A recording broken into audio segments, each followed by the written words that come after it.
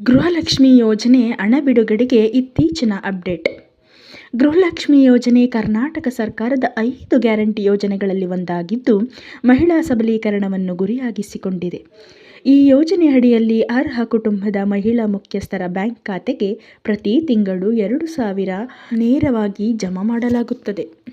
ಈ ಯೋಜನೆ ಪ್ರಾರಂಭವಾದಾಗಿನಿಂದ ಈಗಾಗಲೇ ಮಹಿಳೆಯರು ಸುಮಾರು 24 ಕಂತುಗಳ ಹಣವನ್ನು ಪಡೆದುಕೊಂಡಿದ್ದಾರೆ. ಅಂದರೆ ಪ್ರತಿ ಫಲಾನುಭವಿಗಳಿಗೆ ಒಟ್ಟು ಸುಮಾರು 48,000 ಹಣ ಈವರೆಗೆ ಜಮಾ ಆಗಿದೆ. ಆದರೆ ಇತ್ತೀಚಿನ ಕೆಲವು ತಿಂಗಳುಗಳಲ್ಲಿ ಹಣ ಜಮಾ ವಿಳಂಬವಾದ ಕಾರಣ ಅನೇಕ ಮಹಿಳೆಯರು ಮುಂದಿನ ಕಂತಿನ ಬಗ್ಗೆ ಆತಂಕಗೊಂಡಿದ್ದರು. 25ನೇ ಕಂತಿನ ಹಣ ಬಿಡುಗಡೆ ಕುರಿತು ಮಾಹಿತಿ. ಇತ್ತೀಚೆಗೆ ಸರ್ಕಾರದಿಂದ ಬಂದಿರುವ ಮಾಹಿತಿಯ ಪ್ರಕಾರ ಗೃಹಲಕ್ಷ್ಮಿ ಯೋಜನೆಯ 25ನೇ ಕಂತಿನ ಹಣ ಬಿಡುಗಡೆ ಪ್ರಕ್ರಿಯೆ ಪ್ರಾರಂಭವಾಗಿದೆ. ಈಗಾಗಲೇ ಕೆಲವು ಜಿಲ್ಲೆಗಳಲ್ಲಿ ಮಹಿಳಾ ಫಲಾನುಭವಿಗಳ ಖಾತೆಗೆ ಹಣ ಜಮಾ ಆಗಿದೆ.